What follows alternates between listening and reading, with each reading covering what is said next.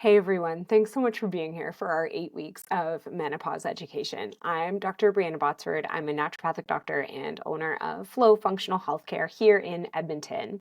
Today, I'm going to go through an overview of menopause, what you can expect, common symptoms, and help you understand what goes on during this phase of life. Every Monday for the next 8 weeks, you're going to get an email from us. Sometimes it'll be a video message like this one, and sometimes it'll be written. But no matter what you get, we want you to reply to us and let us know what your biggest takeaway or learning was. Next week, you're going to dig into exercise with Dr. Dominique Paradis. She's a naturopathic doctor here at Flow as well. Exercise is such an important tool to help maintain your bone health, your body composition, and it can impact your mood and so much more. On April 7th, we're going to dig into cognitive function with Dr. Jules Passy, also a naturopathic doctor here at Flow.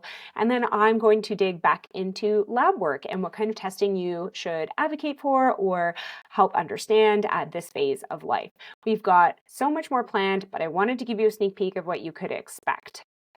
Now, let's dig into what actually goes on when you start to experience symptoms of perimenopause. Okay, so we have our handy dandy menstrual cycle here. And what you're seeing on your screen is what's going on in the ovary at the top, body temperature, then hormones that are coming from your brain, your pituitary gland, hormones that are coming from your ovaries, and what's going on with your actual uterine lining. On the bottom, you have phases of the menstrual cycle. This diagram only breaks things into 2 phases, but some people will talk about more phases of the cycle. We're just going to keep it real simple because really we're not even talking about the menstrual cycle. What we're talking about here is what happens when it starts to change. You can see day 0 or day 1 being the first day of bleeding. And then this is using a textbook 28-day cycle, which commonly can change in menopause as its baseline. So we're going to use this for reference. I want you to understand what's happening normally and then also what starts to change. The other thing that I want you to understand about perimenopause is that you can start to experience symptoms of the late reproductive stage in your mid to late 30s. It can look like changes in your mood, specifically worsening PMS. It can also look like the cycle getting closer together before it gets farther apart. And so you'll start to feel like you're having your period more often, and you will be. You can also start to get some symptoms, subtle symptoms related to low estrogen, things like night sweats leading up to your period, acne lesions that you haven't experienced before, low libido, things like that. So what's really going on here? When we are in our menstrual phase, all of our hormones are low. So estrogen, progesterone are low, LH and FSH are low. As we finish up our bleed, estrogen starts to rise.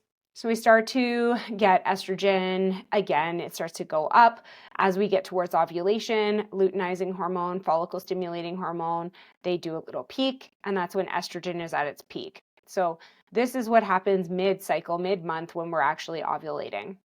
After that, the hormones tank. And so sometimes here, because of this withdrawal, this change from high to low in the estrogen, some folks get mid-cycle spotting here in this part of the cycle.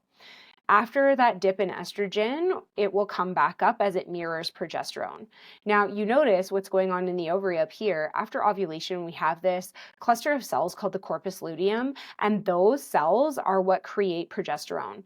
And so we only get progesterone created if we ovulate. So sometimes in perimenopause, the body is less enthusiastic about ovulation, or it's doing not as good of a job. And so we'll get an ovulation, but it might not be good enough quality to actually go on to produce these remnants of the follicle in the ovary that produce progesterone. And so the hormones will drop here after ovulation and we'll actually get a bleed right away. Sometimes we make some progesterone, but then kind of mid-luteal or around the day 21 mark, things crash and we start to get a bleed again. But really, if everything's working healthily, what will happen is you'll have about a 2-week phase after ovulation. When we go from a relative high in our hormones to a low in our hormones, we are having the receptors in the body for those hormones are experiencing withdrawal. So hormone receptors for estrogen, progesterone in our brain are experiencing withdrawal. And that's where we can start to get some of these PMS-like symptoms like mood disruption, anxiety, night sweats, things like that that can start to happen when we're going from that high to low phase in our hormones. And then again, during menstruation, our hormones are quite low.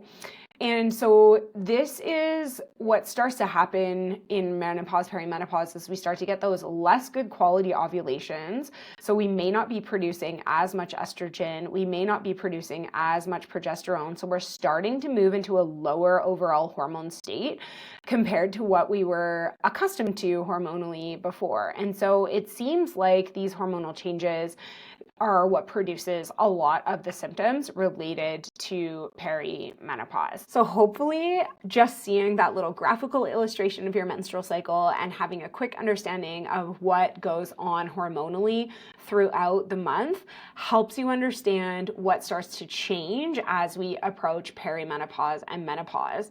Like we said, next week we're digging into exercise, and that's going to be such an important tool for you to maintain so many different areas of your health.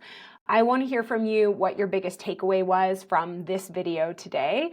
You can reply to this email and let me know, or you can email me directly, drbotsford@flowyeg.ca. See you soon.